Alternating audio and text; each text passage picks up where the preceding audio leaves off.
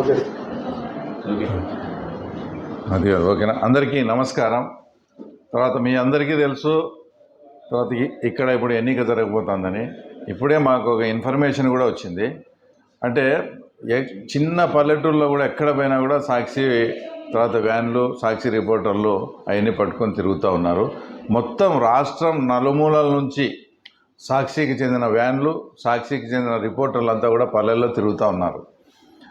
వాళ్ళల్లో ఆ రోజు ఎలక్షన్ రోజు మార్నింగే అంటే వాళ్ళ వ్యాన్లలో తర్వాత వాళ్ళే ఏదైనా పగలగొట్టుకొని లేదా సాక్షి మీద ఏదో దాడి చేసడానికి కట్టు కట్టుకొని వాళ్ళ హాస్పిటల్కే పోయి ఇట్లా మా మీద ఇట్లా దాడి చేసినారు, తర్వాత జర్నలిస్టుల మీద దాడి చేసినారని ఒక వంక, ఆ తర్వాత ఒక నెపం చూపించేదానికి మొత్తం రాష్ట్ర వ్యాప్తంగా ఉండే సాక్షి వాళ్ళందరినీ రామని ప్రతి పల్లెకు కావాలని తిప్పుతా ఇట్లా ఉన్నారు. అంటే వాళ్ళ ఉద్దేశం ఏంటంటే వాళ్ళే ఇట్లా చాలామంది అక్కడి నుంచి వచ్చినప్పుడు వాళ్ళే ఏదన్నా చిన్న ఇది చేసుకొని ఆ నెపం అంతా కూడా టీడీపీ వాళ్ళ మీద వేసి ఇదో అని ఆ నెపాన్ని చూపించి ఎలక్షన్ కమిషన్కి వేసి ఇదో మా మీద దాడి జరిగింది, మా మీద ఎలా జరిగిందని చెప్పాలనే ఒక ప్రయత్నం చేయాలని ఉన్నారనేది ఒక ఇన్ఫర్మేషన్ అయితే, రెండో ఇన్ఫర్మేషన్ వచ్చేసి వాళ్ళ పార్టీకి సంబంధించిన వ్యక్తులే అంతా కూడా నామినేషన్లు వేయడం జరిగింది. ఇప్పుడు ఉదాహరణకు మొన్న జరిగిన సైదాపురం చంటి అతను పబ్లిక్గా వాళ్ళ మంచిగా ఎవరిని అడిగినా మిమ్మల్ని అడిగినా ప్రజల్ని ఎవరిని అడిగినా చెప్తారు. తర్వాత భూమిరెడ్డి రవీంద్రారెడ్డి అని మల్యాల రవి అంటారు అతను 100% ఆ తర్వాత వాళ్ళ మనిషే, అతను వయస్సు వాళ్ళకు బంధువు కూడా. అతనితో ఇండిపెండెంట్గా నామినేషన్ ఇచ్చారు. పెర్నపాడు సాంబశివారెడ్డి, ఆయనకు భారతి గారికి దగ్గర సంబంధం, ఆయన వేముల మండలం. అంబగపల్లె బాబురెడ్డి, ఇంకా ఎంత చండాలమైన విషయం అంటే మా మీద ఈమైన ఆరోపణలు మోపుతారే. అంబగపల్లె బాబురెడ్డి అనే అతని అఫీషియల్గా లింగాల మండలానికి మండల కన్వీనర్, అతను అఫీషియల్గా వాళ్ళు డిక్లేర్ చేసిన అతన్ని ఇండిపెండెంట్గా వేశారు. ఇట్లా కుట్రపూరితంగా మోసపూరితంగా చేసే పనులు వాళ్ళు చేస్తూ తర్వాత మా మీద పోని ఇండిపెండెంట్గా వేసుకున్నారు. ఓకే, ఇప్పుడు 9 ఇండిపెండెంట్గా వేసినారు వాళ్ళ వ్యక్తులు. వాళ్ళకు ఏదైనా వెహికల్ ప్రొవైడ్ చేస్తే వాళ్ళని ఆ రోజు ఆ వెహికల్ని వాళ్ళే ఏదైనా దాడి చేసుకోవడం, మా ఇండిపెండెంట్ అభ్యర్థుల మీద దాడి జరిగిందని ఎన్నికల కమిషన్కు ఫిర్యాదు చేయాలని ఈ రకమైన ప్లాన్లో వాళ్ళు ఉన్నారు. కాబట్టి నేను ముందే పోలీసు వారికి, ఎన్నికల కమిషన్ వారికి వాళ్ళకు విజ్ఞప్తి చేస్తున్నా, ఆ రోజు ఏదన్నా జరిగితే అది మాకు సంబంధం లేదు. మేము ప్రజాస్వామ్యబద్ధంగా పులివెందుల మండల ఓటర్లను ఎక్కడా డిస్టర్బ్ చేయకుండా మేము ప్రశాంతంగా ప్రచారం జరుపుకుంటా ఉన్నాం. ఇంతవరకు జరిగిన 1 or 2 డిస్టర్బెన్సెస్ కూడా బయట మండలాల నుంచి వచ్చిన వైఎస్ఆర్సీపీ యాంటీ సోషల్ ఎలిమెంట్స్ వాళ్ళు ఏదో రకంగా ఉద్రిక్తత చేసి ఏదో రకంగా ఇక్కడేదో బాగా మేము చించినాం పొడిచినాం అని చూపించుకొని వాళ్ళంతా మేము వైఎస్ జగన్ దగ్గర, అవినాష్ రెడ్డి గారి దగ్గర ప్రాపకం పొందే కోసం వాళ్ళు చేసిన దాంట్లో భాగంగా ఇవి జరిగినటియే. పులివెందుల మండలంలో కానీ వాళ్ళ ఓటర్స్ను కానీ నాయకులను కానీ ఎవరు ఎలాంటిది వాళ్ళ మీద అవాంఛనీయ సంఘటన జరగలేదు. కాబట్టి నేను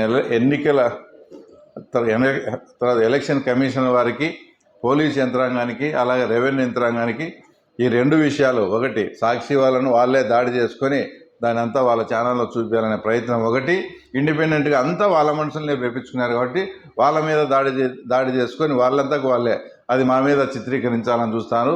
ఈ 2 విషయాల్లో మా వాళ్ళు కూడా చాలా అప్రమత్తంగా ఉన్నారు. అలాగే పోలీసు వాళ్ళను, ఎన్నికల కమిషన్ కూడా అప్రమత్తంగా ఉండాలని మీ ద్వారా కోరుతున్నాను. రైట్. నేను ఆరోపణ చేశాను, షిఫ్ట్ చేస్తున్నారని ఎంపీ గారు ఆరోపణ చేశారు.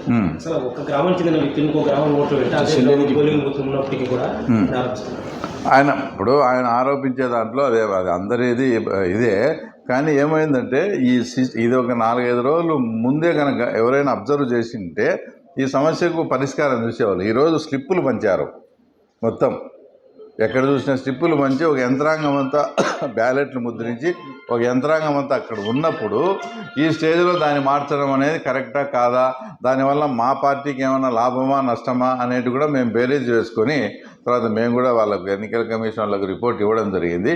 కానీ మీరు ఒకటి ఇక్కడ గమనించాలా, ఒక ఓటు ఏదన్నా గల్లంత అయిందంటే అది రాజ్యాంగబద్ధంగా ప్రజాస్వామ్యబద్ధంగా అది ఇబ్బంది. ఓట్లు ఎక్కడ ఎవరి ఓట్లు వాళ్ళకు ఉన్నాయి. కానీ పోలింగ్ బూతులు అనేది సేమ్ పంచాయతీలోనే పోలింగ్ స్టేషన్లు మారినాయి. అంటే ఒకటి నల్గొండపల్లె బూత్ వచ్చేసి నలిపిరెడ్డిపల్లెలో పడినాయి, 2 kilometers. నలిపిరెడ్డిపల్లెలో ఉండేవి వచ్చేసి ఎర్రపల్లెలో పడినాయి, అదొక 1/2 kilometer. ఇట్లా అదే వితిన్ పంచాయతీ జరిగింది, వితిన్ పంచాయతీలో జరిగింది కాబట్టి ఏదన్నా దానికి కావాల్సితే ట్రాక్టర్స్ కానీ వెహికల్స్ కూడా మీరు ప్రొవైడ్ చేసుకోమని చెప్తున్నారు. నాకు తెలిసి అది ఈయన పెద్ద రాద్ధాంతం చేసేంత సబ్జెక్ట్. ఇప్పుడు అదే పంచాయతీలో 2 కిలోమీటర్లలో పోతారు వస్తారు, ఏం చేయాలా తప్పదు. మనం ఎలక్షనే పెట్టుకునేమో, కొన్ని వెహికల్స్ అరేంజ్ చేసుకొని ఆ రోజు ఆ గ్రామంలోనే మన కార్యకర్తలతో మన ఓటింగ్ ప్రశాంతంగా మన ఓటింగ్ జరిపించుకోవాలా. అది వాస్తవంగా ఏం జరిగింది అనేది ఇప్పుడిప్పుడే మాకు కూడా నిన్నటి నుంచి చూసి ఆ ఓట్లు చూసాను. ఏంటంటే అంటే ఇందులో బాధపడాల్సిన విషయం ఏంటంటే స్లిప్పులు అన్నీ ప్రజలకు పంచిన తర్వాత ఈ విషయం వాళ్ళ దృష్టికి కానీ మా దృష్టికి కానీ వచ్చింది. యాజ్ ఇట్ ఈజ్ ఇంకా 2 డేసే టైం ఉంది. ఆ ప్రక్రియ కోసం వల్ల టైం వేస్ట్ ఎందుకు, అదే పంచాయతీ కదా. అందరికీ మా వాళ్ళకి నచ్చ చెప్పుకొని మేమైతే ఎన్నికలకు ముందుకు పోవాలని డిసైడ్ అయినాం. ఇప్పుడు పోటీ చేసే వాళ్ళు ఏం శ్రీనాథ్, ఇది క్వశ్చనా? మేము పోటీ చేస్తూ ఉన్నాం, మేము ఎట్లున్నా 100% గెలుస్తాం. గతంలో 25% ఓట్లు ఉన్నాయి. ఇప్పుడు అంత ఇంత తక్కువ టైంలో అంత టీడీపీ రావడానికి కారణం ఏంటి? ఇప్పుడు మీకు కొన్ని ఎగ్జాంపుల్స్ చెప్పాలా. ఈటెల రాజేందర్ గారు ఎమ్మెల్యేకి ఓడిపోయినారు. అదే మల్కాజిగిరిలో 20 లక్షల ఓట్లకు ఎంపీ అయినాడు. పీరియడ్ ఎంత? 3 months. Period 3 months.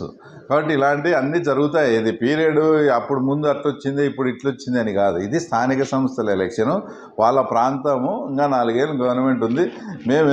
మేము ఇట్లా వేసి డెవలప్మెంట్, మేము ఓట్లు వేసి గెలిపించి మా ప్రాంతానికి ఇది కావాలని అడిగితే చేసేదానికి వీళ్ళు రెడీగా ఉన్నారు. కాబట్టి మనకు వచ్చిన ఇబ్బంది ఏముంది, వాళ్ళని ఒకసారి గెలిపిస్తామనే మూడుకు ఇక్కడ ప్రజలంతా వచ్చినారు.